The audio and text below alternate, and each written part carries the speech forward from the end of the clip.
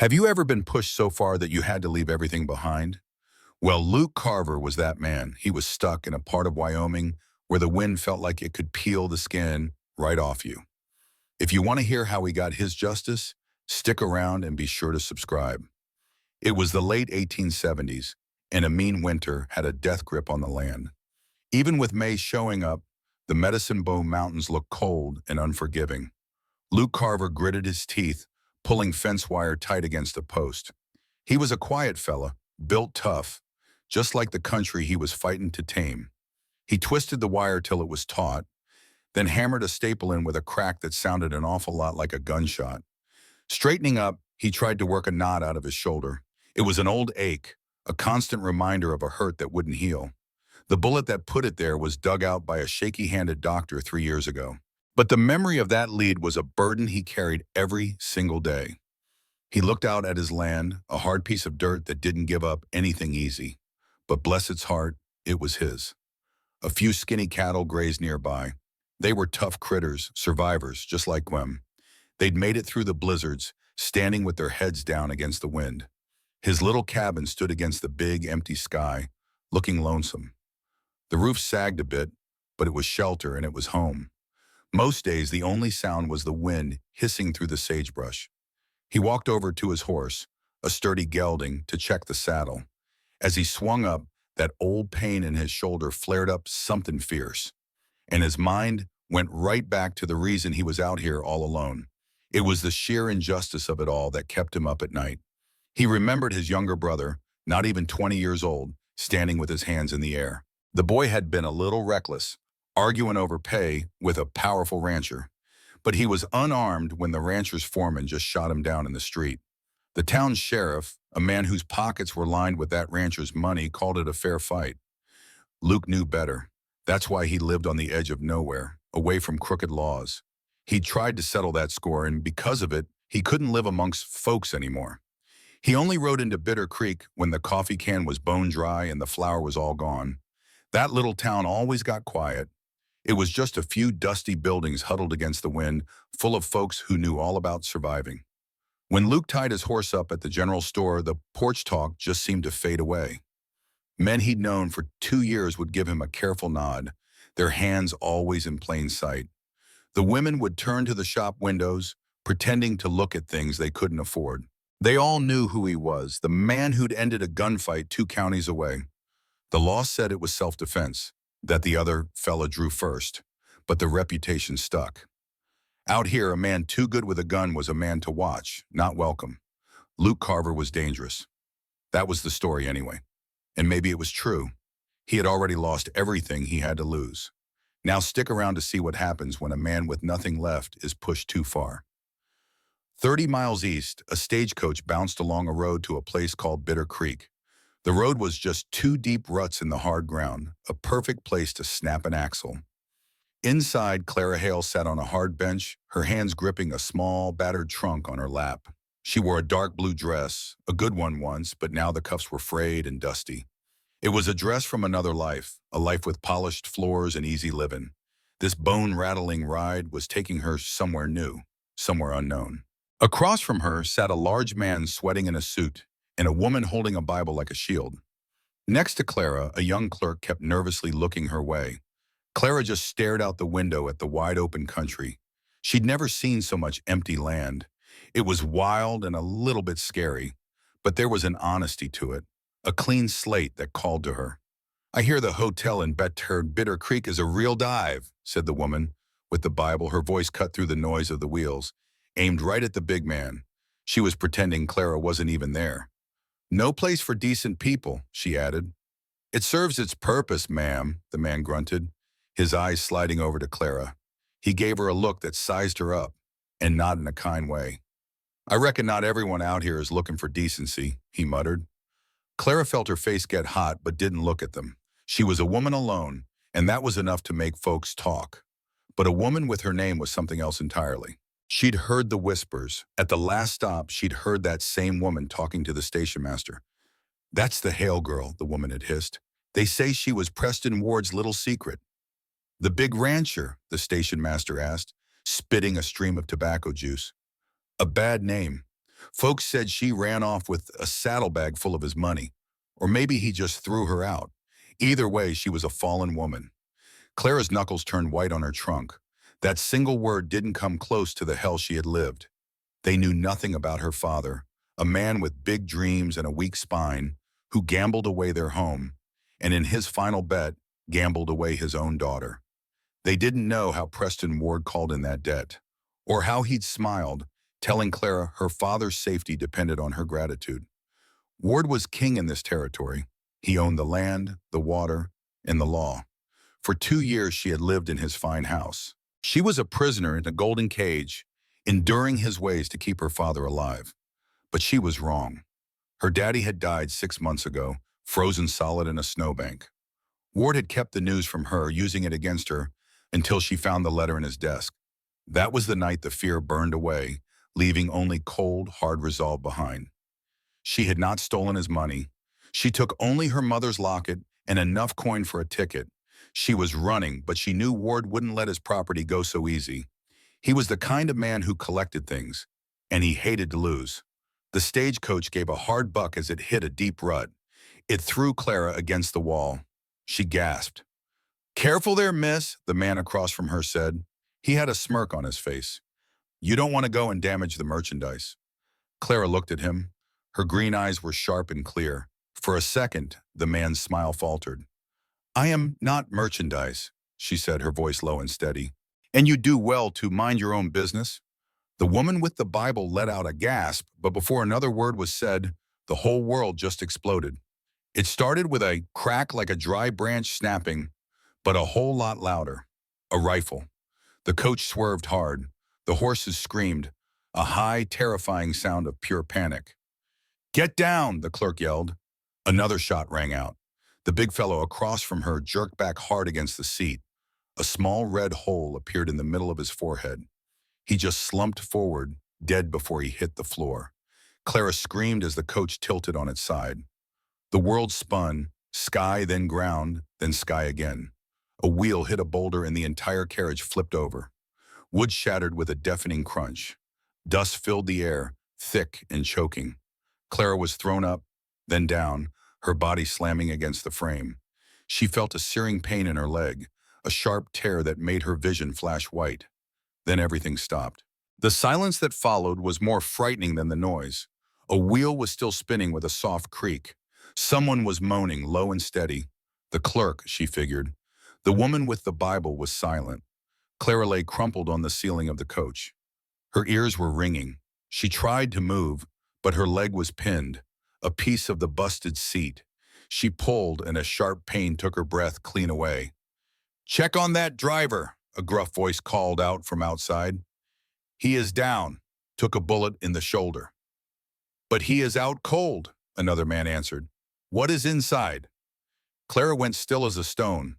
The dust settled, and sunlight cut through the cracks in the busted wood. "No witnesses," the first voice said. "But he wants the girl alive. If not," he growled, "bring proof, sir. Proof she is done running." Her heart pounded like a trapped quail. This was Ward's doing. These were not common bandits. They were butchers, sent just for her. She scanned the wreckage. The big fellow was gone, his eyes staring at nothing. The woman was slumped over, out cold. The clerk was whimpering in a corner. Clara felt for her leg. Her dress was ripped, and her hand came back sticky with blood. She was trapped. "Get that door," the voice ordered outside. The handle rattled, then the door flew open. A dirty face peered down at her. "Well now," the man said, his eyes smiling behind a dusty bandana. "Look at this mess." He spotted Clara right away. "Found her," he yelled to his partner. "She is pinned down good."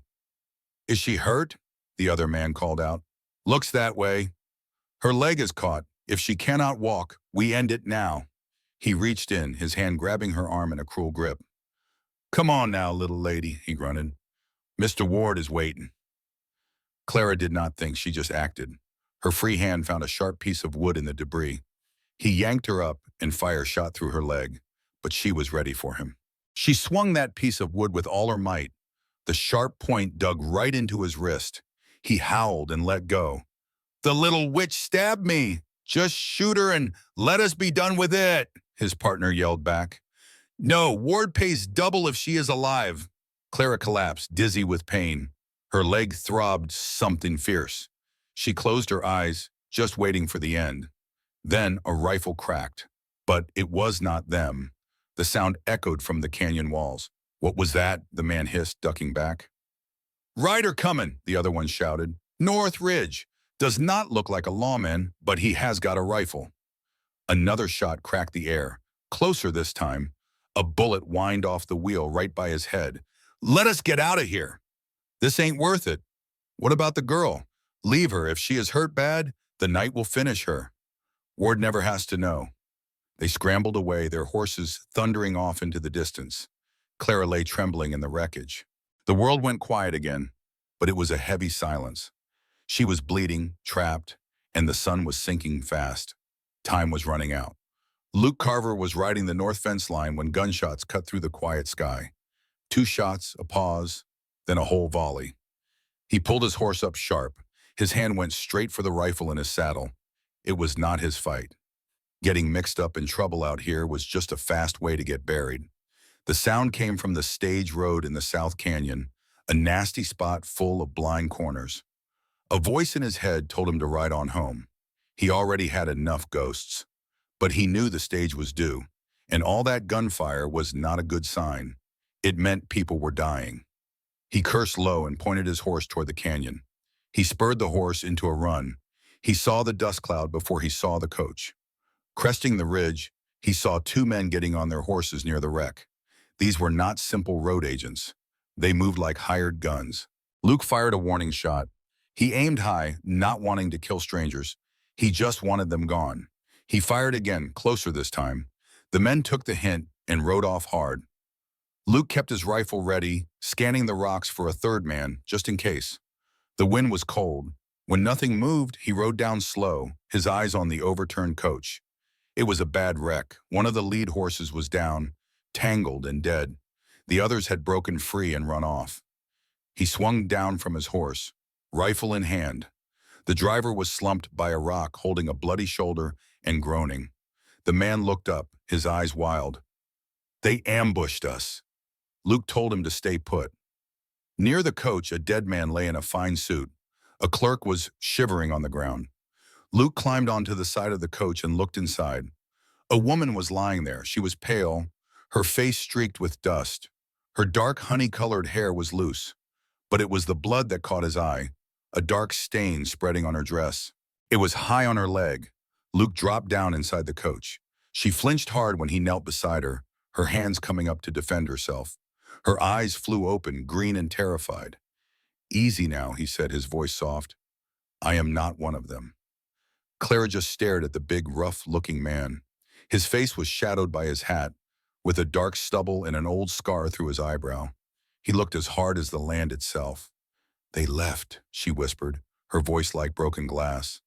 They ran, Luke corrected, his eyes on her leg.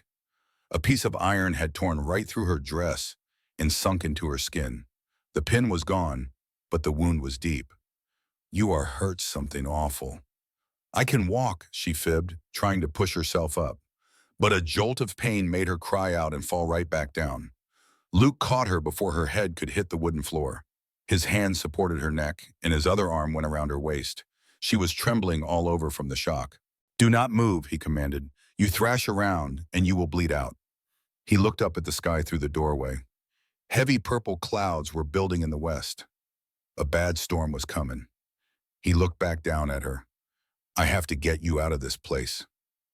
To where? She asked, clutching his arm. Please, not back to town. They will find me. Luke's brow furrowed.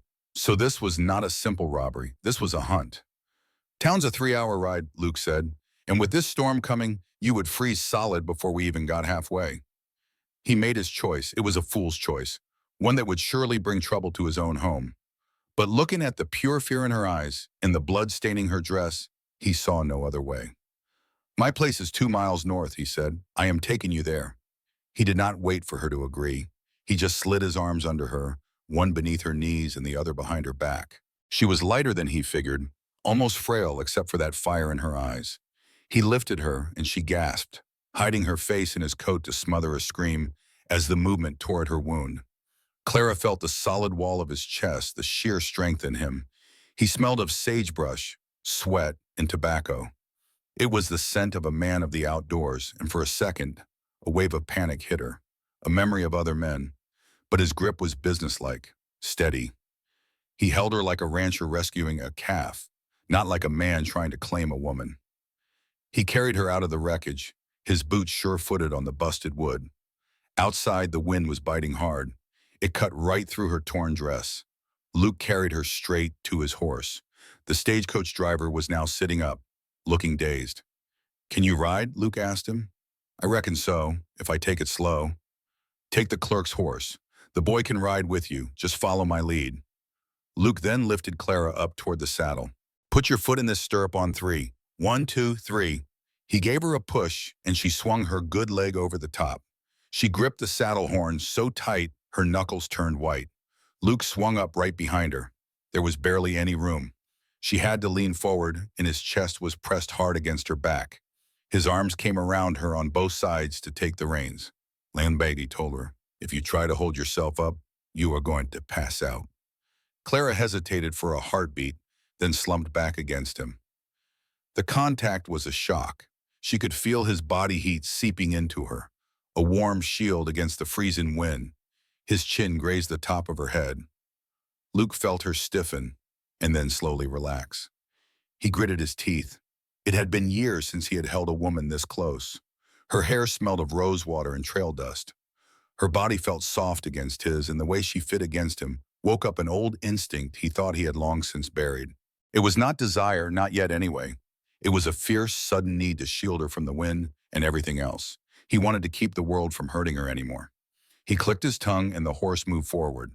"Hold on tight," he said, his voice coming out rougher than he intended. "It is going to be a rough ride." The ride took an hour, but it felt like a lifetime. The ride felt like a lifetime as a mean, stinging snow began to fall. By the time the cabin was in sight, the world had turned to gray twilight. Luke pulled the horse up to the door. The driver and clerk were just dark shapes falling way behind in the snow. Luke slid from the horse. He reached up for Clara, who was barely hanging on. "I have got you," he said. He pulled her into his arms. She was freezing cold, her skin all clammy, the blood on her dress now dark and stiff. He kicked the cabin door open and carried her right inside. It was a small, one-room place, a stove, a table, and a bed. The air was cold, but at least it was dry. Luke carried her straight to the bed and laid her down on the rough wool blanket. He lit the kerosene lamp on the table, and a warm light pushed back the dark. He turned and looked at her. Clara was still, her breathing shallow and quick. The tear in her dress showed the pale skin of her thigh and that ugly, gaping wound. It was still seeping blood onto the bed, and a knot of worry tightened in his gut. He was good with livestock, sure. He could stitch up a horse that met with barbed wire. He even dug a bullet out of his own leg once. But this was a woman, and her skin looked delicate as paper. He went to the stove and got a fire roaring good and hot, then set a kettle of water on to boil. He found a bottle of harsh whiskey he kept around for bad nights and washed his hands. He scrubbed them with lye soap until they were red. They were big, scarred hands. Hands made for hard work and building fences, not for something this delicate. He walked back to the bed, setting the whiskey and a clean rag on a chair.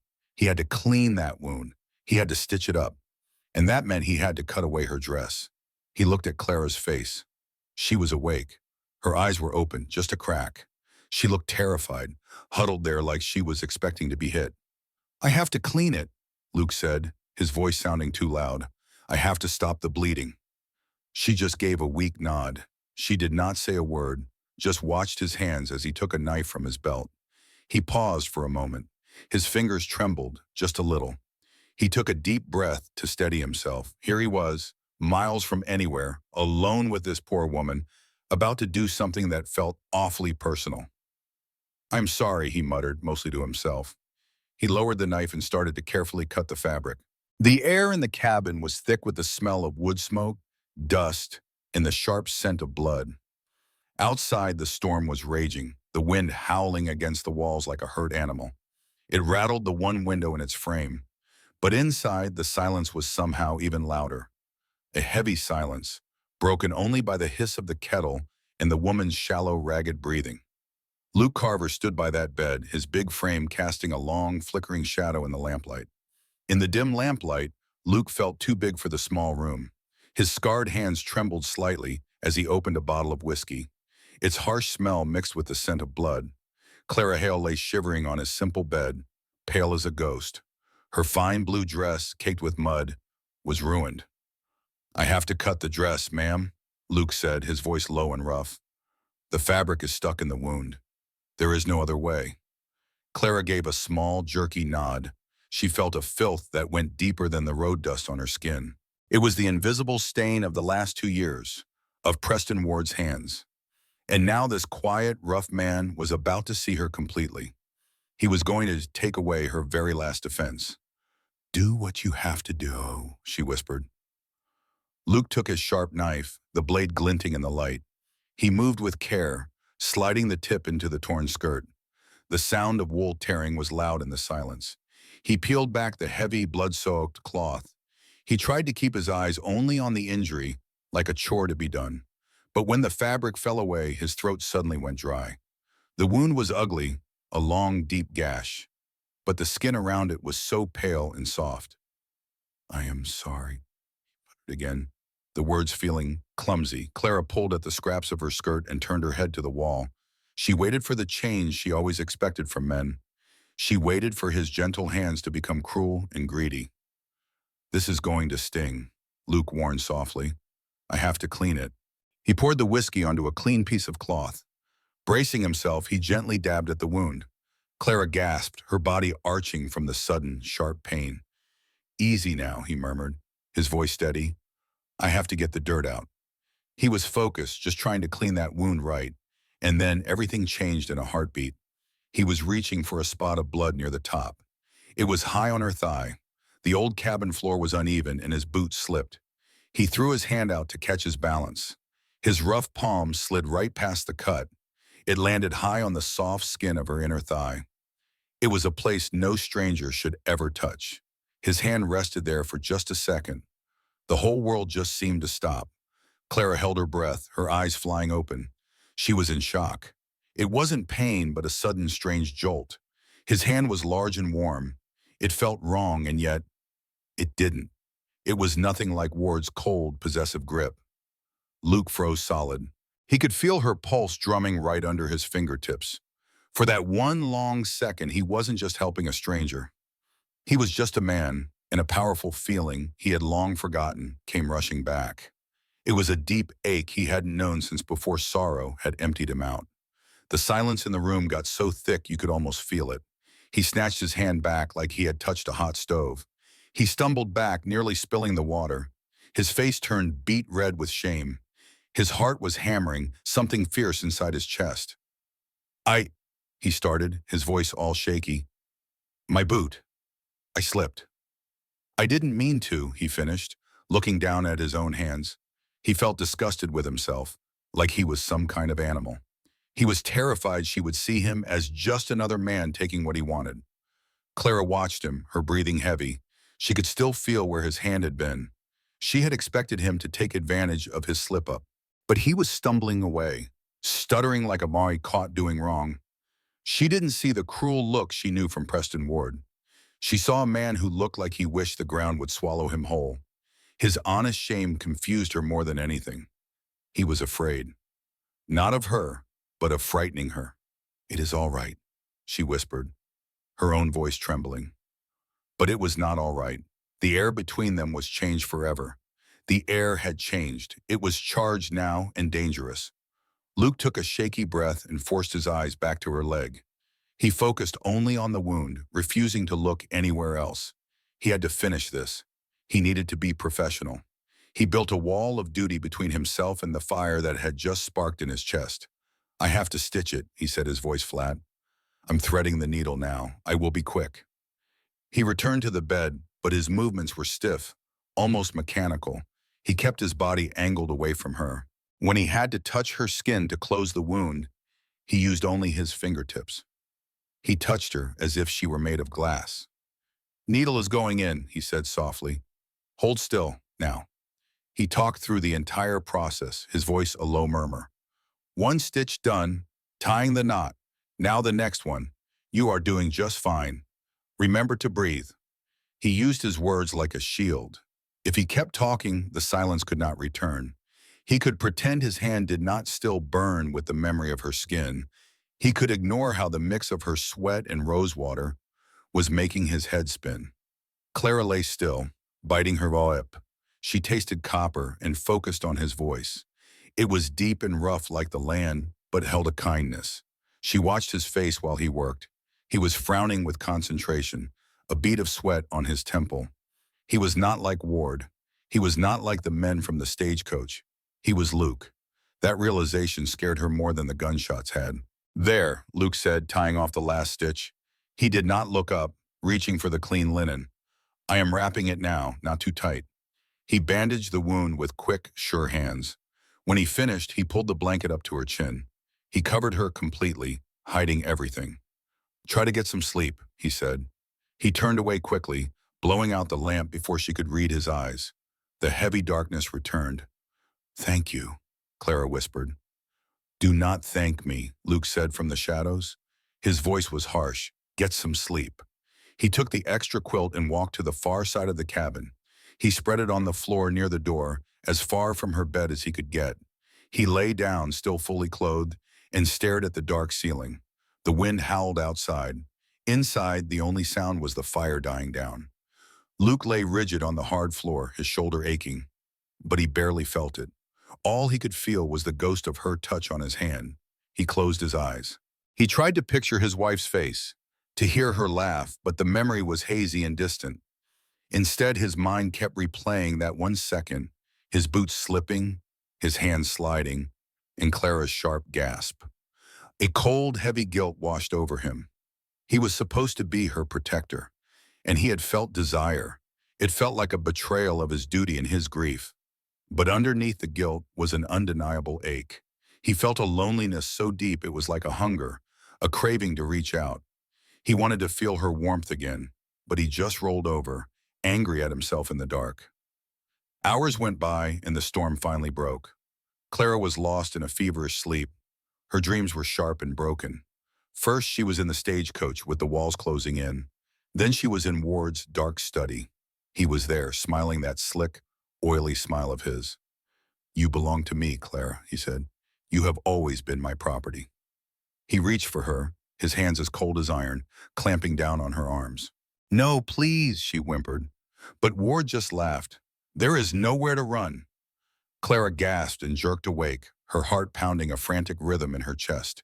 She was completely lost in the darkness of the cabin, reaching out for anything solid. Clara, a voice said from the floor. A shadow moved and was right beside her. You are safe, Luke said, his voice rough with sleep but firm. You are safe. She could not see his face, but the panic was still clawing at her throat. She found his forearm and gripped it hard. He was here, she gasped out. No one is here, Luke said calmly. He did not pull away. He just let her anchor herself to him, a solid presence in the shifting dark. It was only a dream. Clara held his wrist, feeling the steady beat of his pulse. The awful nightmare receded, leaving her shaking and cold in the pre-dawn light. They stayed that way for a long moment, his quiet presence protecting her. Her eyes adjusted, and she could see him watching her with quiet concern. I am sorry, she whispered, finally loosening her grip. I got scared. Do not be sorry, Luke said gently.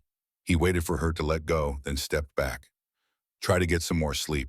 I will be right here, he promised, returning to his rug. But neither one of them slept again as the morning broke, cold and clear. The sky was a brilliant, piercing blue. The storm had washed the whole world clean. The plains were white with snow. Luke was already up, putting coffee on to boil. His face was set in grim lines. He had a plan, a necessary one. He helped the driver, a man named Miller, out to the wagon. His arm was in a sling. I'm taking you to the Jensen's place, Luke told him. They are 5 miles east. They can get you to a doctor in town, he said. Miller just nodded, climbing aboard. What girl, Miss Hale? Luke tightened his saddle cinch, not even looking at Miller. You did not see her, Luke said, his voice flat. Miller blinked. But I saw you carry her. Luke turned, his eyes hard as flint. The men who hit that coach were looking for her. If word gets out she's here, they will come back, Miller, and they won't just leave. They will burn this whole valley to the ground. Miller swallowed hard, wanting no part of it. I understand. She ran off into the storm, likely died out there. That's the story, Luke confirmed. Stick to it. He didn't wake Clara. He couldn't explain why he was hiding her like some shameful secret. He just rode out, leaving her alone in the deep silence of the cabin. The round trip to the Jensen's ranch took a long 3 hours. When Luke returned, the sun was high. Smoke curled from his chimney. He swung down from his horse, his gut twisting with worry. He pushed the door open. Clara was not in bed. She was standing by the table, holding on for dear life. She'd found one of his old flannel shirts. It swallowed her whole, hanging clear down to her knees. Her face was pale with pain, but her jaw was set, stubborn and determined. What in the world are you doing? Luke demanded. You should not be up. She jumped at his voice. As she turned, her injured leg buckled, and she pitched forward with a cry. Luke moved faster than a man his size had any right to. He crossed the room in 2 strides. He caught her just before she hit the floor. His arm wrapped around her waist, hauling her up against him. Her hands flew to his shoulders to steady herself. For a long moment, they were pressed together. The air left both of them in a rush. Clara's face was tucked right into the crook of his neck. Luke could feel the heat of her through his coat, the softness of her body against his. The sweet smell of her hair filled his senses. Clara gasped and looked up, her face just inches from his. She saw the sudden fire in his eyes, a heat that matched the jolt in her own stomach. His grip on her waist tightened without him even thinking about it, his fingers digging into the flannel. The memory of the night before, of his hands slipping, rushed back between them, heavy and unspoken. Clara breathed, her voice gone. Luke stared at her mouth, wanting to kiss her. The thought was so sudden and powerful it flat out terrified him. He practically shoved her back toward the bed. You need to stay off that leg, he barked, his voice rough with panic as he turned away from her.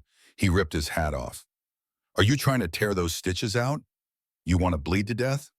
Clara sank onto the mattress, her heart hammering against her ribs as her face burned with shame. I just wanted some water, she whispered. I'm not helpless. He shot back. You will lie there.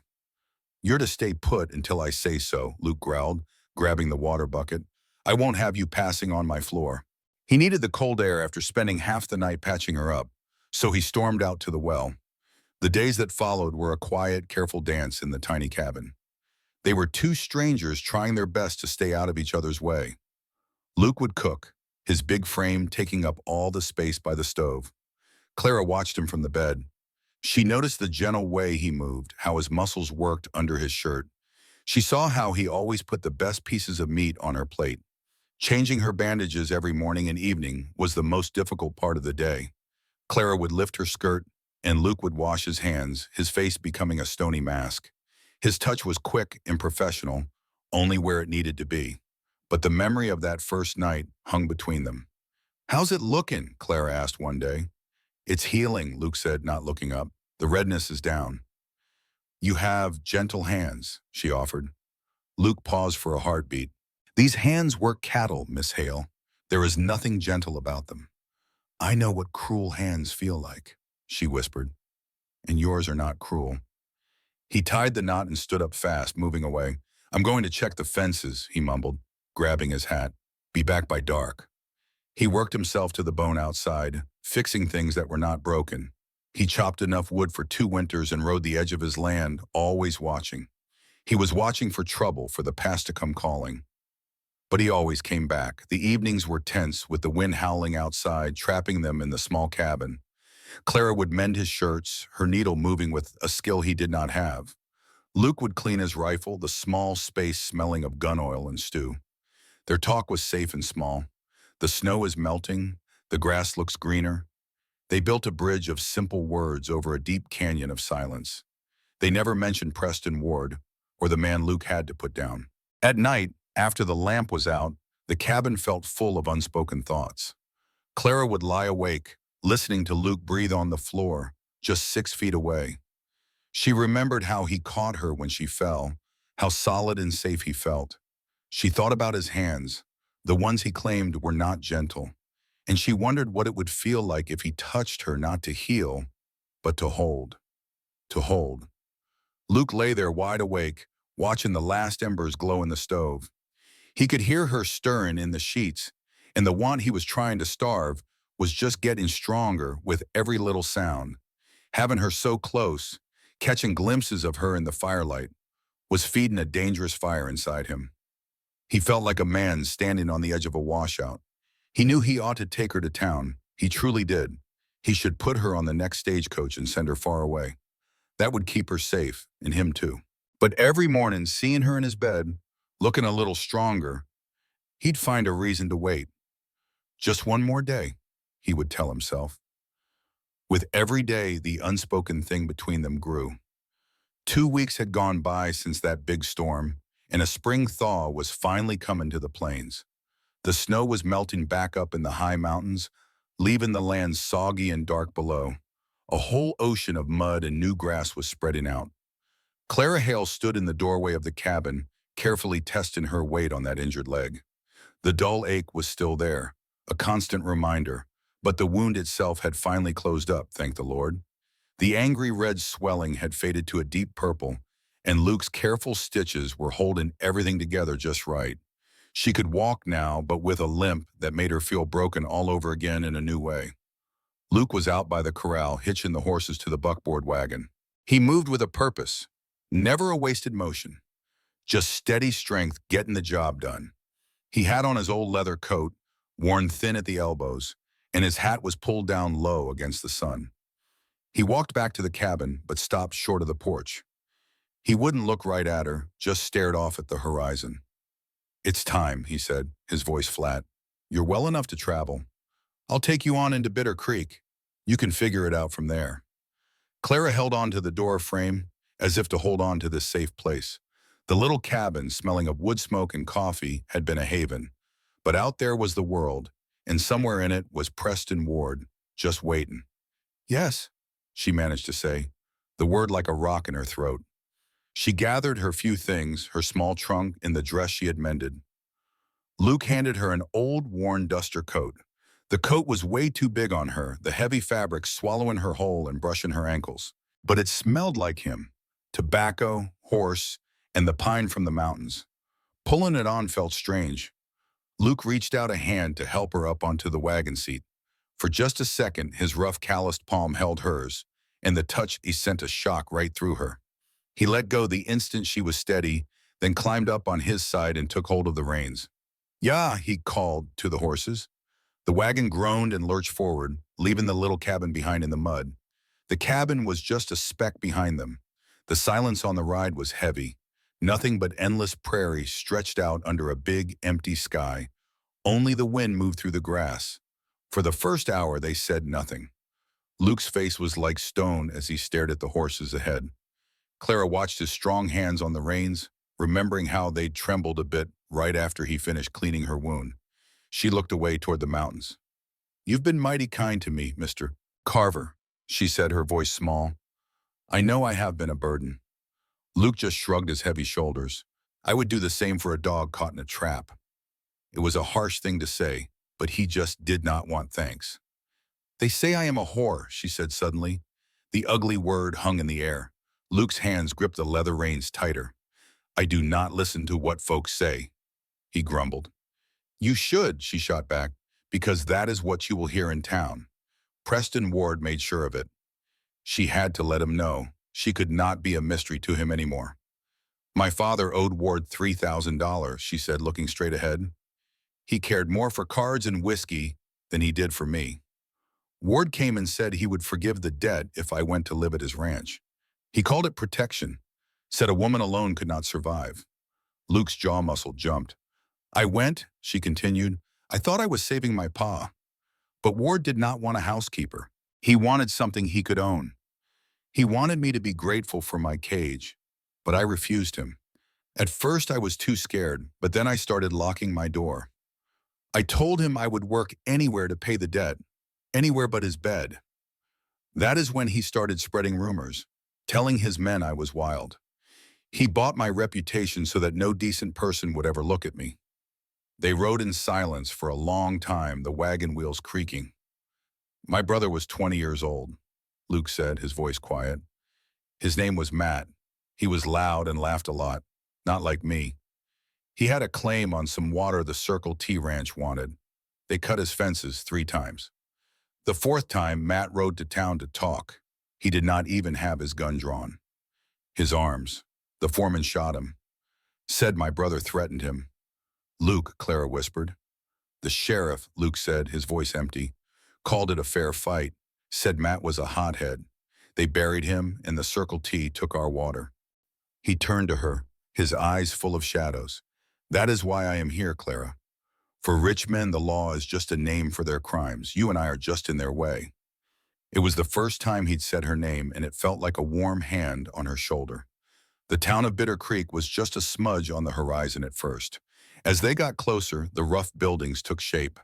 They were simple wood buildings with false fronts, trying to look bigger than they were. The streets were all mud.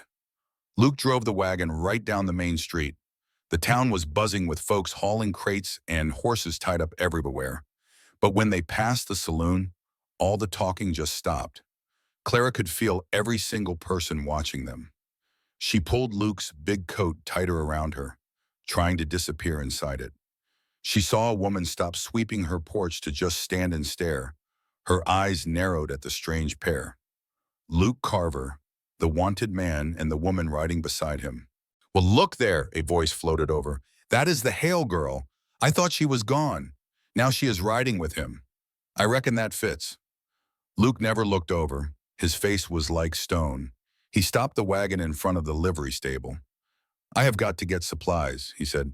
You can wait for me here. Or I can find some work, Clara said, sitting up straighter. She was not going to hide. I need money to get by. Luke gave her a doubtful look.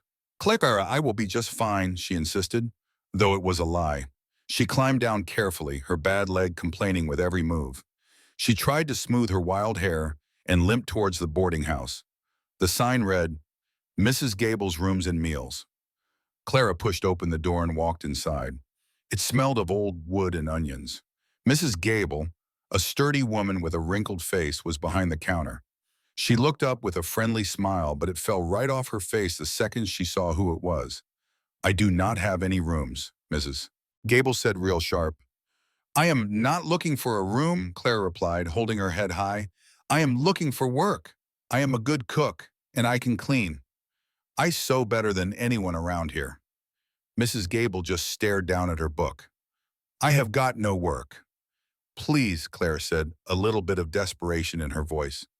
I am a hard worker. Mrs. Gable finally looked up, her eyes cold. Miss Hale, my husband does business with the bank. The bank does business with Mr. Ward. If I hire you, this whole town will stop coming here. I just cannot afford to help you. Clara just stood there, feeling like all the air had been knocked out of her. It is not pity I need, she said quietly. It is decency. Well, you are looking in the wrong town for that, Mrs. Gable said, and turned her back. Clara walked out. The street felt colder than it had a minute ago. She tried the little schoolhouse.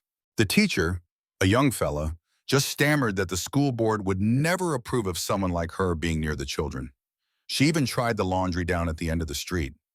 The owner just gave her a sad look and shook his head, making a clear sign it was too dangerous.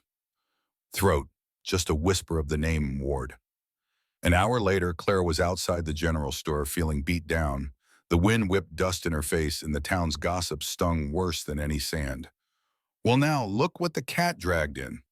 Clara froze. A big fella peeled himself off the saloon wall and shuffled her way. He smelled like old beer and sweat. She barely recognized him as one of Ward's old hands. Preston said you lit out, the man slurred, standing way too close. Said you stole from him. You get away from me, Clara said, backing up until she hit a porch post. You don't look like no thief. He let out a wet, ugly laugh, his dirty fingers brushing her sleeve. Look like you need some company. That scarred fella can't be much of a comfort. Don't you touch me, Clara hissed, her voice shaking. Come on, he sneered, grabbing her arm hard. Ward said you liked it rough. She cried out, but her bad leg buckled. Then in a flash, the man was torn away from her. One second he was on her, the next he was flying through the air, landing hard in the street. Luke stood there, looking less like a rancher and more like a storm cloud. The drunk staggered up, spitting dirt and blood. "You crazy son of a..." Luke took one quiet, terrifying step and grabbed the man by his vest. He lifted him clear off the ground. "You touch her again." Luke's voice was a low growl. "And I will plant you in this dirt for good. You understand me?" The man's eyes were wide with fear. He saw the promise in Luke's cold gaze and nodded like a fool.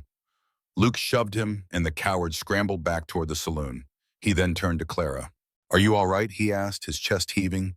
She could only nod, trembling all over. A crowd had gathered. They were all just watching, their eyes full of judgment. Luke stared them down. He took Clara's arm, pulling her firmly to his side. It was not gentle. It was a claim. "She is with me," Luke announced, his voice cutting clean through the wind. "Anyone that has a problem with that, they can bring it to me." The crowd looked away and started to break up, muttering as they went. Luke Carver had drawn a line in the sand.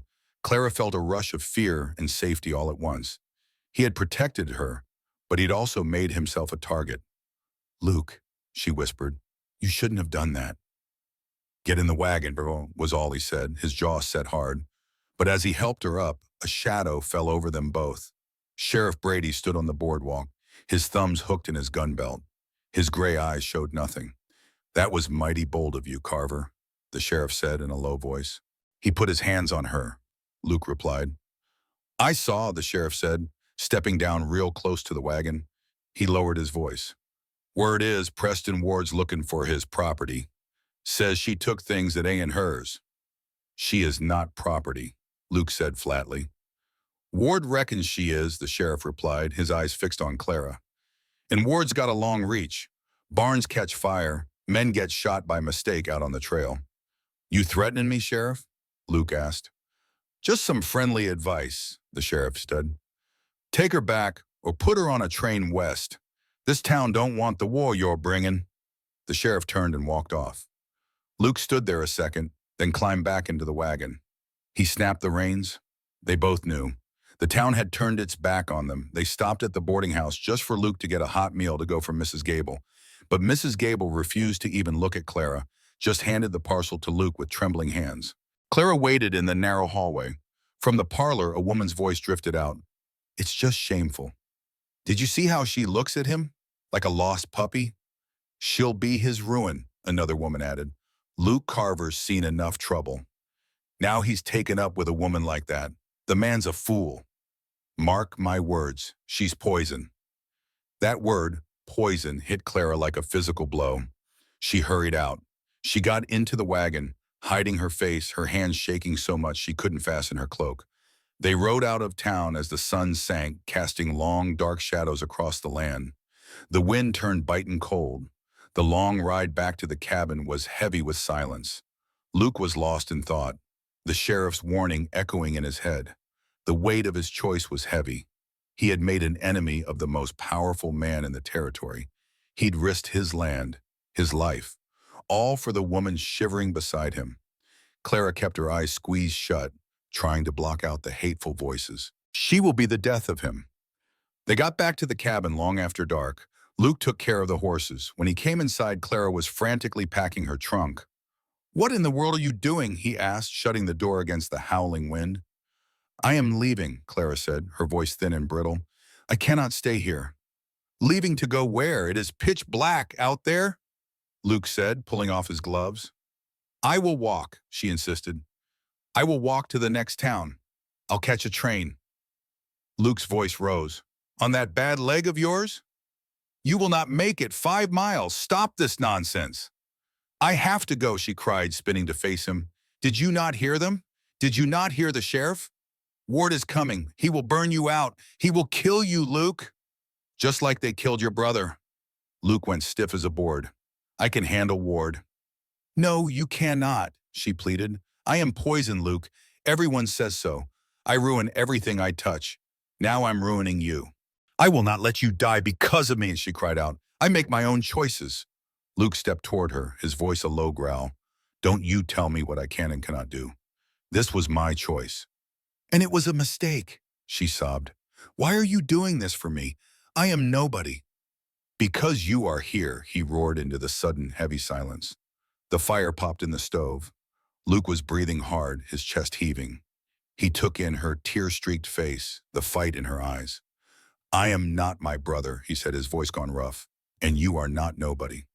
I am dangerous to you, she whispered, reaching for her trunk. He moved in a flash. He grabbed her wrist just to stop her. No, he said firmly. Clara looked up, shocked by the warmth of his hand, and a memory flared between them. Wait, she demanded, her voice shaking as she grabbed his arm with her free hand. Why in the world do you care? They were standing nearly chest to chest. He could see tiny gold flecks in her green eyes and smell roses in her hair. He felt her pulse racing and remembered her looking at him with terror and trust. Every moment he had seen her, every quiet sound, it all came rushing back. Because, Luke murmured, his voice dropping low as his eyes fell to her mouth. The air in that little cabin felt like it was about to catch fire. It was the powerful pull of two lonely people finding their match. Clara's breath hitched, and she leaned in just a bit. His hand slid up her arm. He wanted to pull her in and forget the whole sorry world outside. But then he saw the fear that was still hiding behind the wanting in her eyes. He had sworn to protect her. He would not be like the men from her past. Luke clenched his jaw until it ached, forcing himself to stand perfectly still. He let go of her and put 3 feet of cold, hard air between them. You are staying, he said, his voice sounding raw, because I said so, and because I am not gonna let them win. He turned and stared out the dark window. Clara stood frozen, one hand covering the wrist he had just held. Her heart pounded. Without his touch, she felt a sudden, awful chill.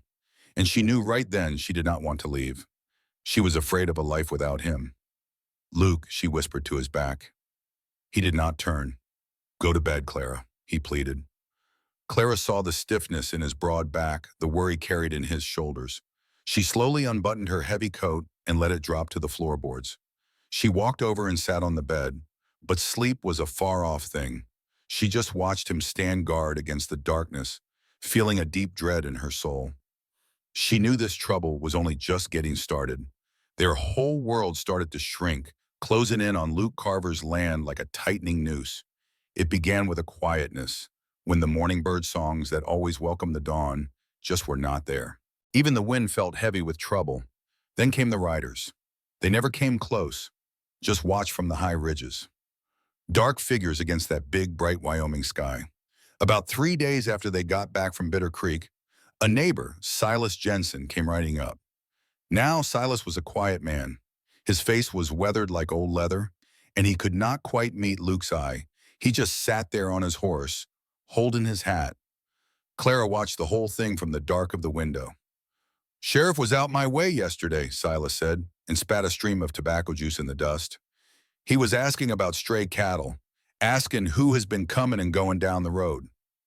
Luke just leaned against a porch post, his rifle resting easy in the bend of his arm. Is that right? Luke asked. He mentioned you, Luke, Silas went on, shifting his weight in the saddle. Asked if you had had any company. Said there was some talk about a woman tied to a theft over in Cheyenne. Said Preston Ward was offering a reward for news. Luke's jaw clenched up tight. There is no thief here, Silas. I know that, Silas said softly. But that sheriff is not looking for the truth. He is looking for a payday. He mentioned he might just ride by here in a day or so, just to check on things. Silas put his hat back on, pulling the brim down low. Just thought you should know, the wind's changing, Luke. It smells like smoke, or so. After Silas rode off, the valley suddenly felt small. That big open horizon that always gave Luke a feeling of freedom, now it just felt like a wall closing in. They were trapped. Inside, Clara was pacing back and forth. Her limp was worse than usual, all stirred up by the stress of it all. But she just could not be still. When Luke came in, she turned on him, her face pale and tight. He knows, she said. Her voice was thin and trembling with fear. Ward knows I am here. He sent that sheriff in to run you off. He sent the sheriff to see if I would flinch, Luke said, sliding the bar across the door. And I did not. You have to let me go, Clara pleaded. It was the same argument they had had for days, but this time her voice was ragged with panic. She started gathering her few belongings, just a comb and a ribbon, the little scraps of dignity she had left. I can take the mare. I will just ride south. If I leave right now, maybe they will come after me and leave you alone. You would not make it 10 miles, Luke said, hanging his hat on a peg. He walked to the stove, moving slow and steady, but inside his gut was churning with a cold fire. Ward's men are watching the passes. They would catch you before you even got across the creek. Then let them catch me, Clara cried out. She slammed her hand flat on the table, the sound echoing like a gunshot in that little room. Do you not understand? I am the poison. Those women in town, they were right. I am the reason all this danger is on your doorstep. I am the reason you are going to lose this place. She went right up to him, grabbing his shirt sleeve. Her eyes were brimming with tears, just desperate and begging. Luke, please, just tell them I forced you to help me. Just tell them I lied to you, she begged. Give me to them. It's the only way you'll be safe. Luke looked down and saw years of shame ground into her spirit. She truly thought she was worthless. She believed she was just a piece to be traded for his own skin. Stop it, Luke said roughly. I'm trying to save you, Clara cried. Why won't you let me? Because I'm done running. Oh, Luke shouted. The sound of his own voice shocked them both. He grabbed her shoulders. Don't you talk to me about saving. I watched my brother die because I thought keeping my head down was the safe thing to do. I thought the law would protect us if we just followed the rules. I was a fool. He pulled her close. Matt died. Itch in the dirt because men like Ward reckon they own the whole world. They take what they want. Land, water, even people. If I give you to them, Clara, I'm not saving myself. I'm putting out the last good spark inside me. Clara stared at him, her breath caught in her throat. You are not a debt to be paid, Luke said. His voice dropped to a fierce whisper. You're under my watch now. I'll burn this whole territory to the ground before I let them lay a hand on you again. He let her bump, his chest heaving with rage. Clara stood there, frozen. She could still feel the phantom warmth of his hands on her shoulders. She realized this wasn't just about her. This was about him finding his way back. And to her own surprise, she wanted to be the woman he was fighting for. The attack came 2 nights later. The wind had howled all day, making the grass dry as bone. Luke had been on edge, walking the property with his rifle. He could feel the violence coming. Just after sunset, Clara smelled it while she was sewing. She paused and sniffed the air. Luke, she called, but he was already at the window. I smell it too.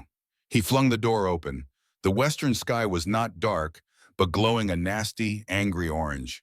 Thick smoke rolled down the valley on the wind. Bitba! Luke yelled, get the sacks and the buckets. It was an old dirty trick. Burn a man out of his home. Destroy his grass, his herd, his fences. It would leave him with nothing but ashes. Clara jumped up, her limp forgotten.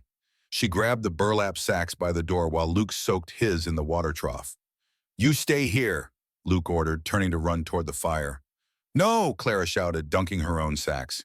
It's too big for one man. She took off running right after him, and Luke didn't waste breath arguing. There was no time. The fire moved like a living thing, a wall of heat racing for the barn. Flames leaped 10 feet in the air, fed by the wind. It roared like a freight train coming straight for them. They met that fire line with wet burlap and raw courage. Hit the base of it, Luke screamed over the noise. Smother it. Don't let it jump the break. They fought side by side in the terrible orange light. They beat at the flames, the wet sacks hissing every time they hit the burning grass, as smoke tried to choke them. The stinging smoke burned deep in their lungs. Ash and sweat mixed into a gray paste on their faces. Every muscle in Clara's body was screaming, especially her bad leg, but she refused to stop. She kept swinging that wet sack, fighting to protect this place. It was Luke's home, and it was the only safe place she had. Over there, Clara hollered, pointing where embers had jumped their fire break. It's jumping! Luke took off running, burying the new flames in dirt before they could spread. He worked like a man possessed, his face a mask of soot and pure grit. They battled that blaze for an hour, maybe two. Time itself just melted away in the heat. Then, a miracle. The wind shifted, turning the fire back toward the creek where it had nothing to burn. The terrible roar finally softened. Clara let the sack fall from her hands as her knees gave out. All the fight just drained right out of her, leaving her weak and trembling. She stumbled forward. "Clara!" Luke was at her side in a flash. He dropped his shovel and scooped her right up. He carried her away from the smoke, over to the water trough near the corral. He set her down gently, but her legs were like jelly. She sagged against the old wooden trough. She was gasping, coughing up black soot. Luke caught her, holding her steady against the wood. He was panting hard, his face streaked with ash, his eyes wild and stark white in the gloom. "Are you burned?" he demanded, his hands quickly checking her arms, his voice thick with worry. "Clara, answer me." "No," she wheezed, shaking her head. I am all right, just tired." She looked up at him, a fearsome and beautiful sight in the faint glow of the dying fire. The raw fear for her in his eyes just about broke her heart. "I thought I'd lost you," Luke rasped. All the polite distance they'd kept between them had been burned away with the prairie grass. There was no room left for pretending. There was only the simple truth that they were alive together. Luke's eyes dropped to her mouth, smudged with soot and trembling, just a little. A low sound came from his throat, and then he lowered his head and kissed her. It was not gentle. It was a hard, clumsy kiss, born from the raw need to feel alive. He tasted of smoke and sweat, his hands gripping her waist like he'd never let go. Clara gasped into the kiss but did not pull away. She wound her hands in his hair, pulling him closer. She kissed him back with a matching desperation, wanting this good kind of fire, the kind of heat that promises life instead of taking it away. Then the kiss softened. His lips became tender, searching hers, tasting the ash and the sweetness underneath. He pulled back just an inch, their foreheads touching. They both stood there, just gasping for air, in the chilly night. "Clara," he breathed, like a prayer. "Don't you stop," she whispered. He swept her up and carried her past the smoldering grass, past the spooked horses, and straight into the safety of the cabin. He kicked the door shut, leaving the world outside. In the dim light from the stove, he laid her on the bed. This time, he did not walk away. He stood over her, hesitating. "I'm covered in soot," he said softly. "I do not care," Clara said, taking his rough, ash-covered hand and pressing it to her cheek. A shiver went through him. He sat on the bed and gently wiped a smudge from her jaw. His touch was slow and careful, so different from that first accidental touch. There was no shame now. "May I?" he asked, his voice thick. "Yes," she breathed. He kissed her, slow and deep, his hands finding the buttons on her heavy coat. His fingers trembled as he worked them free, one by one. Clara helped, pushing the coat from her shoulders. She guided his hands to her waist, wanting him to know this was her choice. For the first time, she was not being taken. She was giving. Luke groaned when he felt the warmth of her skin. He pulled her close, burying his face in her neck, breathing in the scent of smoke, sweat, and Clara herself. They fell onto the bed in a tangle. The world was nothing but his rough hands on her skin. His weight was a comfort. He kissed her throat, feeling the pulse hammering there. His hand slid down her hip, settling on her thigh in that same exact spot. He paused. Clara gasped, arching into him. "Luke," she whispered, "please." The wanting was an ache coiling deep inside him. He wanted her more than anything, to lose himself in her and forget the burned land and the danger coming for him. Clara opened to him, whispering his name as her hands roamed his back. They were on the very edge of it all. One more move and there was no turning back. And then Luke stopped cold, his forehead pressed to hers, his breath ragged. He held himself perfectly still, his whole body trembling with the effort. "Luke?" she whispered, confused. "No," he groaned, pushing himself up on his arms. He looked down at her, his eyes dark with feeling in the low light. "I want this," he said, his voice raw. "Lord, Clara, more than my next breath." "Then take it," she begged. "Take me." Luke shook his head, sweat dripping from his nose to her cheek. "Not like this." Not because we're scared, not because we barely made it through tonight, not because this whole world's burning down. He brushed her hair back from her forehead. Ward treated you like a thing to use, something he could snatch when he wanted. If I take you now, in the dark, out of fear, I ain't any better than him. Clara stared at him, chest rising and falling. I want more for you, Luke whispered. I want to love you in the daylight, when we're safe and sure. I want you to know I'm choosing you, not just the moment. A sob caught in Clara's throat. It wasn't rejection. No, it was the deepest respect. So strong she didn't know how to hold it. No man had ever paused for her like this. None had cared for her soul over their own hunger. You ain't like them, she whispered, tears falling. I'm trying not to be, Luke said, leaning his forehead back to hers. I'm trying to be the man you deserve. He rolled off her, lying beside her on that narrow bed, pulled the quilt up over both of them, wrapped his arms around her, holding her close. Clara cried. She buried her face in his shirt, crying for fear and relief and the sheer wonder of finally being seen. Luke stroked her soot-stained hair till her tears stopped, and she drifted into a deep, tired sleep. Morning light showed the cost of the night outside. Black and green clashed. Fields burned down. The fire had scorched a wide patch of the southern pasture, grass gone, replaced by swirling ash. Luke walked the fence line, boots crunching on blackened ground. Clara limped quietly beside him. They found 3 dead cows in the gully. They weren't burned, they were shot. Luke knelt by a yearling. The bullet hole was clean and right between the eyes. This wasn't accident or fire. It was murder. They killed him before they lit the grass, Luke said flat, no emotion in his voice. He stood and walked to blackened fence posts, kicking something in the ash. Bent down to pick it up.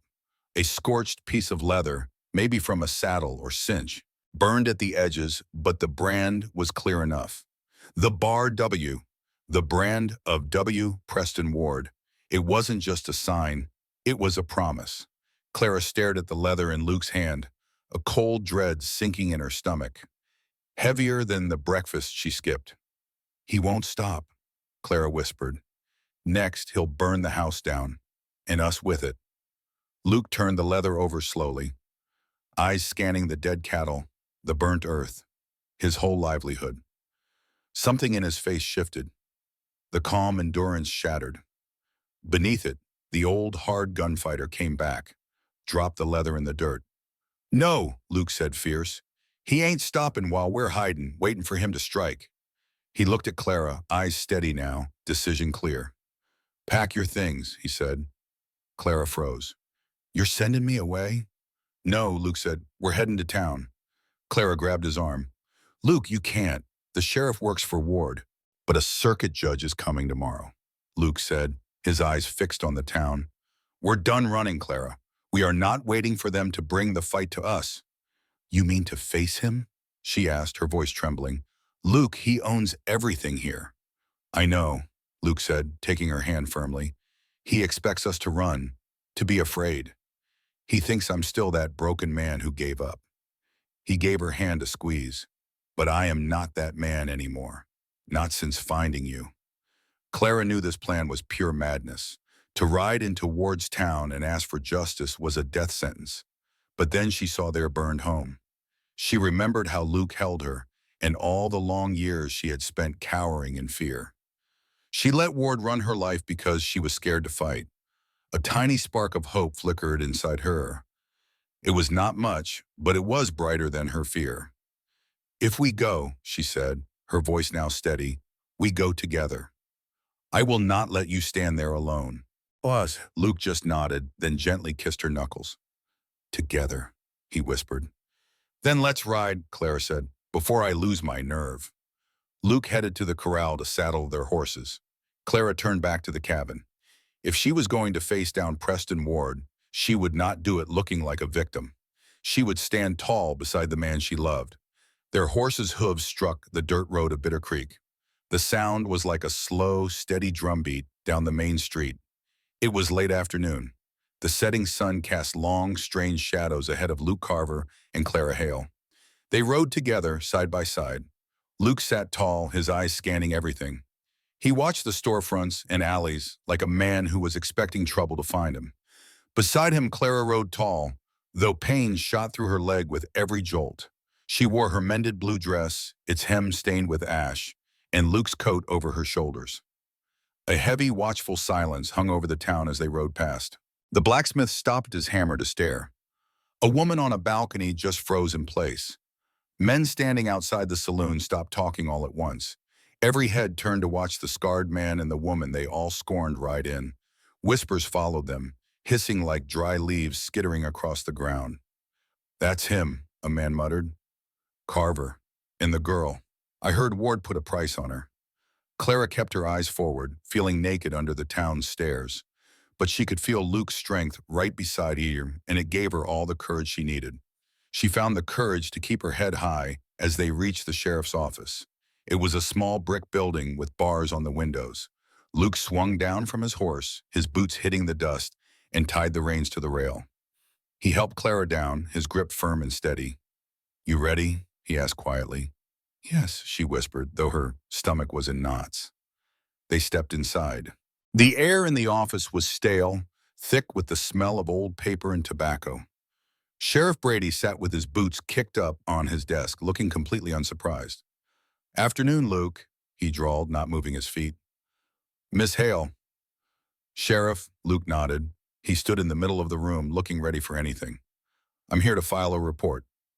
Brady sighed and dropped his feet to the floor with a thud. "A report on what? The weather?" he asked. "Attempted murder and arson," Luke said flatly. "Preston Ward's men ambushed the stagecoach 3 weeks ago. They tried to kill Miss Hale.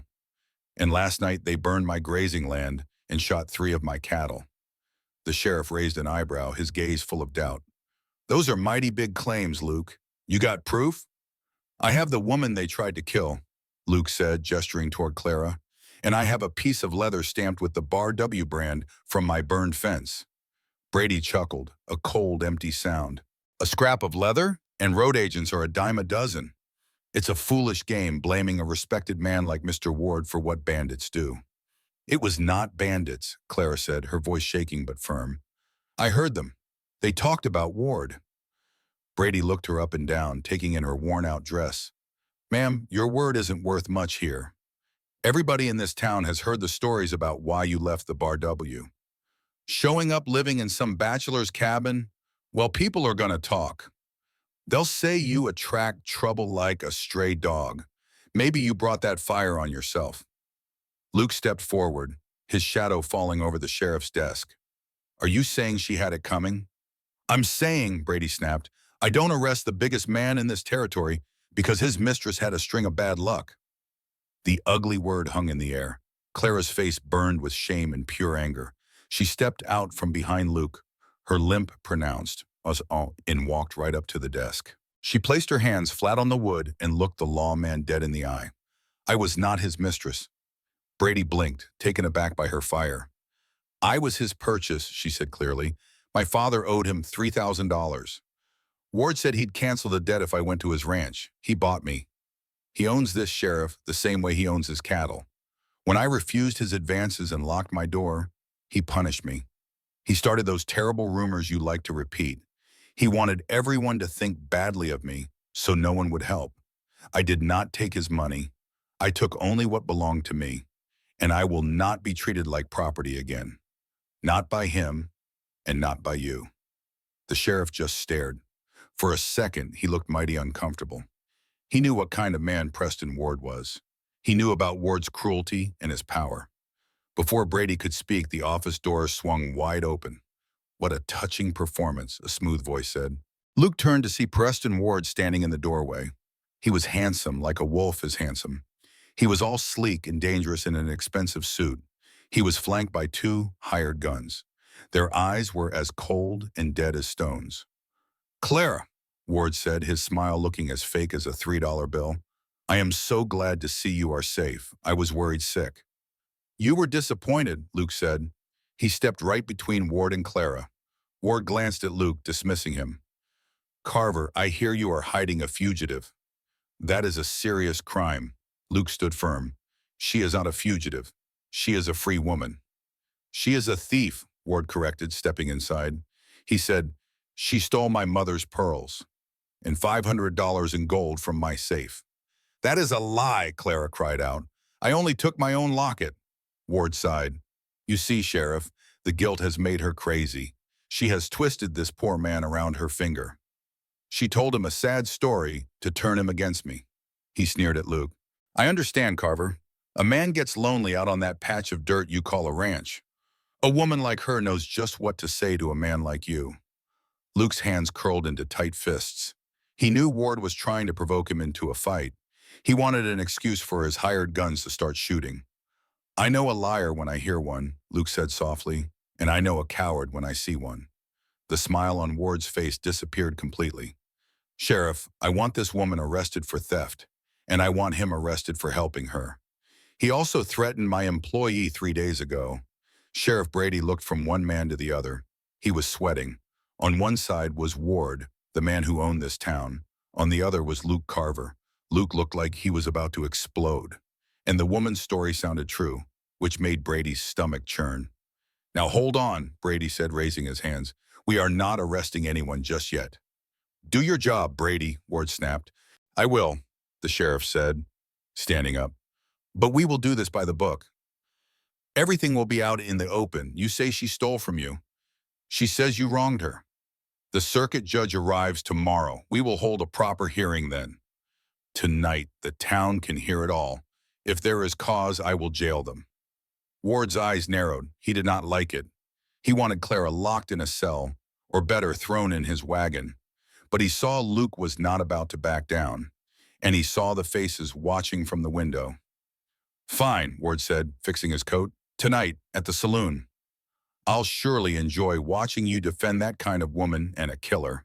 He turned and stalked out, his spurs jingling. By sundown, the Bitter Creek Saloon was packed to the gills. Not a single table was free. Men stood 3 deep at the bar. The air was heavy with the smell of stale beer and hard work. You could smell the sharp scent of kerosene from the lanterns hanging high. Dust danced in the yellow light. The whole room was electric, a mix of curiosity and plain old meanness. This was better than any card game. This was about ruining a person's good name. They had cleared a space right in the middle. A table served as the bench for Sheriff Brady. To one side sat Preston Ward and a man named Silas Finch, a slick lawyer from Cheyenne known for having a mean streak. On the other side sat Luke and Clara. Clara sat perfectly still, her knuckles bone white. She felt every eye in town on her, could hear the women whispering. The men were either sneering or scowling. She felt small and ashamed, just like Ward wanted. Luke sat right beside her, his chair angled just so, shielding her from the crowd. He had on his worn gun belt. His right hand rested on his leg, not far from his pistol. "All right, let's get on with it," the sheriff grumbled. He banged a borrowed gavel on the table. "Mr. Ward here is accusing Miss Hale of being a thief." Silas Finch got to his feet. He was a skinny fellow with glasses that made his eyes look big and watery. He paced the floor, talking right to the crowd. "Friends and neighbors," he began, his voice slick as oil. "We are here tonight because of a sad thing. A good man, Mr. Ward, took in a poor, helpless young woman. He did it from the goodness of his heart." He pointed a bony finger at Clara. "Miss Hale, your father died broke, did he not? And is it not true that Mr. Ward paid what he owed?" "He bought my father's debts," Clara answered. Her voice trembled, but was clear. "To control him." "Control?" Finch scoffed. "He gave you a roof and food to eat. And how did you thank him for it? By carrying on with his men and spreading lies about him. Then you ran off in the night with his family treasures." "I took nothing," Clara insisted. "We have witnesses," Finch sneered. "Men who saw you showing off that jewelry. Men who heard you brag about what you could get from the boss." He leaned right into her face. "Just admit it, Miss Hale. You are that kind of woman, and you just got caught. And now you have a new fella protecting you. What did you promise Carver to get him on your side?" The dirty suggestion hung in the air. "That is enough." Luke's voice cut through the room like a whip as he shot to his feet. His chair screeched across the floorboards. Finch jumped back in a hurry. "Mr. Carver," the sheriff warned, "sit down now." "I will not sit while he twists the truth," Luke said, looking right past the lawyer at the townsfolk. You all, y'all know me, then, Luke said. His voice was plain and rough, but it had more truth in it than all of Finch's smooth talk. You know I killed a man in this town 3 years ago. The room stirred. And I am not proud of it, Luke went on.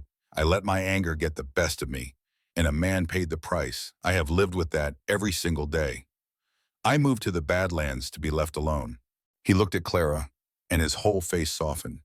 When I found this woman, she was bleeding out in a wrecked stagecoach. She was not afraid of dying. She was afraid of the men who did this. She begged me not to bring her to town because she knew Ward's power. Luke looked straight at Ward. I cleaned her wounds. I listened to her nightmares. I have seen her courage. She fought a fire to save my home 2 nights ago. That fire was set by Ward's own riders. A thief does not fight for another man's home. A guilty woman does not ask only for safety. He is lovesick, Ward called out, looking bored. It is pathetic. It is the truth, Luke roared. She is the best person I have ever known, and she is worth 10 of you, Ward. The room fell silent. Luke's raw honesty was a stark contrast to the fancy lies they had been hearing. Some of the townsfolk shifted in their seats, looking uneasy. The women who had been whispering about Clara now looked at their own hands. Finch sneered, "But words are not proof. We have Mr. Ward's word against a drifter and a—" The saloon doors slammed open, the sound echoing through the quiet room. Everybody turned to look. Silas Jensen stood in the doorway holding up a man who looked half dead. It was Miller, the stagecoach driver. His face was bruised and his arm was in a sling, but he was on his feet. "I have got a witness," Jensen announced. "This is not proper," Finch protested. "Let the man speak," the sheriff ordered, sitting up a little taller. Miller limped forward with Jensen's help. He stopped right in front of the sheriff's table. He looked at Preston Ward, and for the first time, fear showed in Ward's eyes. "State your name," the sheriff said. "Thomas Miller," the driver wheezed. "I drove the stage from Cheyenne 3 weeks back." "Just tell us what happened," Luke said softly. Miller took a shaky breath. "We were ambushed at the canyon. 2 riders. They shot the man in the suit. They killed the horses." "Bandits," Ward declared loudly. "Just as we said." "They were not bandits," Miller said, his voice getting stronger. "They did not ask for the money box or the mail. They came right to the coach door. I was on the ground, pretending I was gone, but I heard everything. One of them said, 'Check the girl. Ward wants her alive if he can get her. Dead if not, he wants loose ends tied up.'" A gasp swept through the crowd. This was not some rumor. This was a direct account from a man with no reason to lie. "You are a liar," Ward shouted, standing up with a red face. "How much did he pay you to say that?" "He paid me nothing," Miller said. "He saved my life. And that girl," he pointed a shaky finger at Clara, "she did not steal a thing. She screamed and tried to protect the clerk when the shooting began. She is innocent." The whole feeling in the room changed. The townspeople turned and looked at Ward with new eyes, full of suspicion. The whispering started up again, but this time it was all about the rich man in the fancy suit. "He tried to have her killed. He set the fire. Maybe the girl was telling the truth." Ward heard the truth in her voice and felt his control slipping away. His perfect image was turning to dust. He saw only Judge and eyes looking back at him. That big old ego of his finally snapped. "Shut up!" he screamed, shocking the room. Ward stepped forward, his face a mask of pure ugly rage. "You think I care? What you dirt farmers think?" he spat at the crowd. "Y'all are nothing but hypocrites. You love the gossip. And now you want to judge me?" He turned his hateful gaze on Clara. "And you," he seethed, "you ungrateful little thing. I bought you. I own you. You think you can run to this broken cowboy? You are nothing but damaged goods." Clara stood up straight. "I am a person," she said quietly.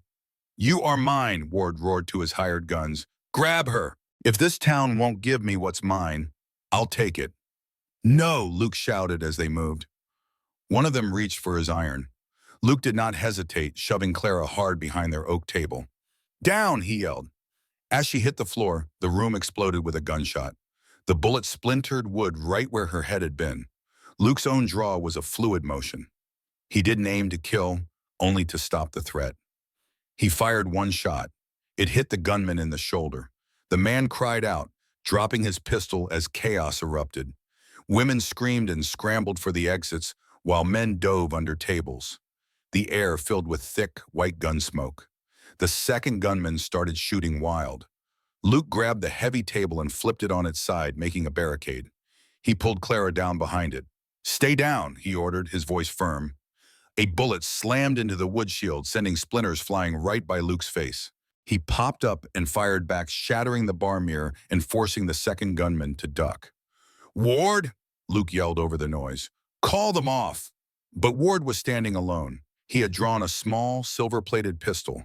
He wasn't looking for cover. He was looking for Clara. "She is mine!" Ward screamed, aiming for a gap. Luke saw the movement. He threw himself across Clara, shielding her with his body. The crack of the pistol echoed. The bullet hit Luke, the pain sharp and hot like a branding iron. But he did not fall. He didn't let go of Clara, pushing her face into the sawdust floor to keep her safe. In that moment, he remembered the street where his brother died, feeling so helpless. He remembered watching the life drain out of Matt. Not this time, Luke thought. Not her. He rolled off her, ignoring the blood running down his sleeve, and faced Ward through the smoke. "Stop! Everybody hold it!" Sheriff Brady hollered, firing a shot up into the ceiling. But the fight had a mind of its own. Ward's eyes were wild, locked right on Luke. He raised his pistol again. Luke leveled his rifle. He had a clean shot. He could end it all. He could finally settle the score for his land and for Clara. But he saw her huddled on the floor. If he shot Ward down, the law would surely hang him, and Clara would be left all alone. Luke shifted his aim and fired. The bullet smashed into Ward's pistol, knocking it from his hand. Ward stared at his numb fingers in shock. The room went dead silent. The only sound was the ringing in everyone's ears. Luke stood up slowly, his rifle still aimed. Blood dripped from his hand to the floorboards. "It is over, Ward," Luke said, his voice shaking. "You are finished." Ward glanced around.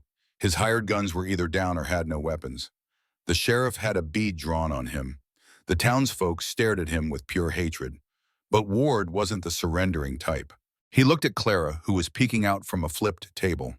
"It is never over," Ward hissed. He lunged, but not at Luke. He went straight for Clara. He was on her like a rabid animal, grabbing her hair before anyone could even blink. He pulled a knife from his boot, a last dirty trick, and pressed the blade to her throat. "Back off!" Ward screamed, using Clara as a shield. "Back off or I will cut her right here." Luke froze. The sheriff lowered his weapon. Clara felt that cold steel against her skin. She felt Ward's heart hammering against her back. She looked at Luke, just 10 feet away. His face was white with terror. He could not shoot without hitting her. Ward dragged her toward the door. "I am taking what is mine," he panted. Clara looked at the blood dripping from Luke's hand. She saw the despair in his eyes. He had fought for her. He had bled for her. A cold, hard anger rose up inside her. She was not a prize. She was not his property. She was Clara Hale. And she was being afraid. She made her choice in that moment. "Get the horses," Ward yelled. In that split second of distraction, Clara made her move. The saloon doors burst open, splintering the dry wood, spilling the whole mess into the street. Dust swirled up from the frantic horses, their eyes rolling with panic. Preston Ward dragged Clara backward through the dirt, his grip on her hair brutally tight. She stumbled, her boots scraping uselessly against the ground. Her injured leg dragged behind her like a dead weight. The cool night air hit her face, but it brought no comfort. "Back off!" Ward screamed again, his voice cracking with fear. He pressed the cold gun to Clara's head. "I will kill her. Make no mistake." Just then Luke stepped out from the saloon shadow. He held his Winchester rifle steady. His sleeve was soaked in blood, but his hand was firm. He stopped right there. His boots hit the boardwalk as the whole street cleared out. Folks ran for cover. Everyone who was waiting around scattered, hiding where they could. Windows slammed shut. It was just the three of them in the dust. "Let her go, Ward," Luke said. His voice was low and cold, with no mercy in it. "You got nowhere to run." Ward just laughed. It was a crazy, jagged sound. He pulled Clara in tighter against him. He used her like a shield. I don't run. I own this town, the law, and I own her. Clara felt his shout in her bones. She could smell the fear on him, and he was shaking. The man who'd been her nightmare for 2 years was trembling. He dragged her toward his horse. His black stallion danced nervously at the post. You get back, Ward yelled at Luke. Go on back to your dirt patch. She's coming with me. Clara saw Luke about 20 feet off, too far. A shot might hit her. She saw the pain in Luke's eyes, and she knew Ward saw it too. In that moment, something inside Clara just snapped. It was a quiet kind of shift. For years, she had been paralyzed by fear. She believed she was helpless against men like him. But she was not that woman anymore. The woman standing there had already survived the fire. Ward glanced at his horse, reaching for the reins. He took his eyes off her for just a second. That was her chance. She didn't scream or pull away. Instead, she made her move. She stomped her boot heel down with all her might, right on top of Ward's foot. She crushed the bones in his polished shoe. Ward howled, and his grip slipped just enough. In that split second of shock, Clara twisted into him. She did not run. She bit down hard on the wrist that held the gun, locking her jaw like a wolf. You witch, he shrieked. He jerked his hand back by instinct, and the gun fired. The shot went wild. It tore a hole in the store's wooden awning. Ward panicked then, shoving her away. Clara fell hard into the dirt. The fall sent a shock of pain through her legs. The breath was knocked right out of her, but she scrambled backward, clawing at the dust. She just tried to get away. Clara, Luke shouted. Ward spun, clutching his bleeding wrist. His face was a mask of pure rage. He raised the gun, but Clara was on the ground now, clear of the shot. Luke stepped off the boardwalk. He walked right into the middle of the street as the wind blew his long coat. Looking at Ward, it felt like yesterday on this same dusty street where his brother Matt fell. The whole world went quiet, holding its breath just the same. But this time, Luke was in the fight, and he wasn't standing alone. Clara got to her knees, bruised and her dress torn, but her eyes burned with fire. She wasn't hiding from anyone, least of all him. She is mine, Ward snarled, leaning on his bad foot. I bought her debt. You cannot take her. She ain't a horse, Ward, Luke said quietly, chambering around with a heavy click. And you can't buy a person's soul. Ward just hollered back, I can buy anything in this world. Men like me own this world, Carver. And men like you are just dirt beneath our boots. Luke just looked at him, calm as could be. Maybe, Luke said, taking a step. But the dirt is still here long after the storm passes. It's over, Ward. But then Ward saw the pity in Clara's eyes, and something inside him just snapped. No one, he whispered, takes what is mine. Out of pure spite, he didn't aim at Luke. He swung the pistol straight toward Clara. Luke didn't even have to think about it. He just moved. The Winchester barked once, a single shot that cut through all the noise and bad history. The bullet hit Preston Ward square in the chest. He stumbled back, looking mighty surprised. He looked down at the red blooming like a flower across his fine white shirt. His gun fell from his hand into the dust. He opened his mouth to speak, but no sound came out. Then he collapsed, hitting the ground hard, face up to a sky that didn't care about his money. His expensive suit soaked up the dirt, making him part of the very earth he tried to own. Luke stood over him, his rifle still smoking in his hands. The silence was heavy. He waited for the guilt to hit him like it did with Matt, but it never came. There was just a quiet emptiness. It was finally over. Luke, Clara whispered. He turned to see her limping toward him, ignoring the onlookers. She gently took the rifle from his hands. Then she took his hands in hers. They were both shaking something fierce. Sheriff Brady walked out of the saloon looking older than dirt. He nudged the body with his boot. The boot proved it. His gaze shifted from Luke to Clara, who was standing tall right beside him. Then he looked at all the folks watching from the windows. They had all seen exactly what happened. Him use her as a shield and threaten her life. The Sheriff Brady tipped back his hat. He wiped the sweat from his brow and looked at the crowd. He could still arrest Luke, but the fear in town was gone. Ward's power had died right along with him. He drew on an unarmed woman, Brady said for all to hear. It was self-defense, clear as day. Luke let out a breath he did not even know he was holding. He gave the sheriff a nod. Get him off the street, Brady told his deputies, his voice heavy. The show was over. Luke did not stick around. He wrapped his arm around Clara, holding her steady. Let us go home. She rested her head on his shoulder. Yes, she whispered. Let us go home. The days later were a quiet time of healing for everyone in Bitter Creek.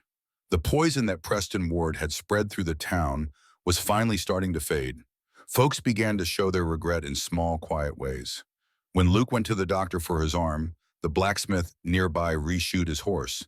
He refused to take any money. He did not say he was sorry for how he had acted before. He just looked at Luke and said, "This one is on the house." When Clara went to the general store, she saw Mrs. Gable, the boarding house owner. The woman turned beet red and got real busy, refusing to look Clara in the eye. But as Clara left, Mrs. Gable called out to her. "Miss Hale," she said, her voice tight, "I have some extra yeast and dried apples. Please take them before they spoil." Clara looked at the woman and saw the shame. It was an apology, the only way she knew how. "Thank you, Mrs. Gable," Clara said softly. "That is mighty kind of you." We never knew," the woman stammered. "You knew enough," Clara answered, not unkindly but honestly. "But I thank you for the apples." And with that, she walked back out into the sun. Back at their place, the land seemed to be mending even faster than the people. Tiny green shoots were already pushing up through the ash of the burned pasture. The earth was turning the fire into new life. Luke worked from sunup to sundown. He dug new holes and set new fence posts, working through the ache in his arm. The steady work was a comfort. Clara worked right beside him, no longer frail. The storm had brought her there, and she still walked with a limp, a reminder of the past. But she was strong now. She rode that mare with a natural ease. She learned to push cattle and mend fences, her hands growing tougher every day. Her hands had grown tough and brown from the sun and the wire, and she wore practical work clothes. But she moved with a grace that seemed to belong to the land. Their love grew quietly between all the hard work. It was not a sudden flame, but a deep root taking hold in solid ground. You could see it when Luke would pause his work just to watch her with a look of pure wonder. Or when Clara brought him water, their fingers brushing, a silent language passing between them. One evening, a month after the shooting, a thunderstorm rolled over the mountains. It was a gentle storm, the kind that brings life-giving rain, not fire. They sat inside the cabin with the lamp turned down low. He was on a stool, she on the floor between his knees. He was brushing her hair. It had become their quiet ritual. It was long, the color of dark honey in the light. Luke held the brush in his large, scarred hand, moving it so carefully through the long strands. He remembered the first time he touched her, his hands shaking, afraid he would only bring more pain. Now his touch was steady and sure. "Does that hurt?" he asked softly, working out a tangle. "No," Clara murmured, leaning back against his legs. "It feels real good."